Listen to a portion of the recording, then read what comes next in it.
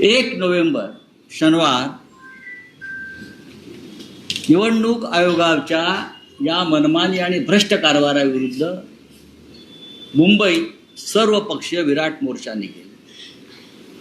महाराष्ट्राच्या जिल्ह्यातून गावागावातून मतदानाचा अधिकार गमावलेले लाखो लोक इथे येतील आणि मतदारांची ताकद जी आहे ही देशाच्या पंतप्रधानांना, गृहमंत्र्यांना, निवडणूक आयोगांना दाखवली जाईल।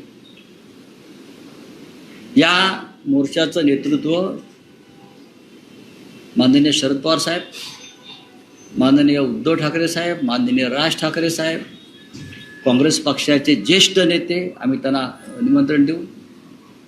इतर जे महाविकास आघाडीमध्ये सुद्धा आमचे नेते आहेत ते करतील आणि त्या दृष्टीनं पुढली पावलं टाकली जातील। आज ही पत्रकार परिषद फक्त तारीख जाहीर करण्यासाठी आम्ही बोलवलेली आहे। अजून एक महत्त्वाची पत्रकार परिषद होईल या सगळ्या नेत्यांसह।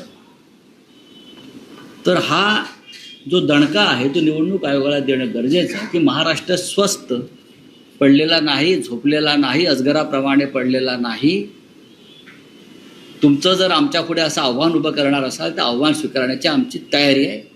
त्याच्यामुळे 1 नोव्हेंबर हा महाराष्ट्रातला एक महत्त्वाचा दिवस असेल आणि देशाच्या लोकशाहीसाठी अशा प्रकारचा मोर्चा आम्ही दिल्लीत राहुल गांधी यांच्या नेतृत्वाखाली निवडणूक आयोगावर नेला होता। तेव्हा सुद्धा सर्व पक्षाचे प्रमुख नेते रस्त्यावर उतरले होते, त्यात माननीय शरद पवार साहेब सुद्धा होते। स्वतः आम्ही सगळे होतो, खासदार होते, इतर नेते होते आणि त्याच पद्धतीनं महाराष्ट्रामध्ये मोर्चा निघेल।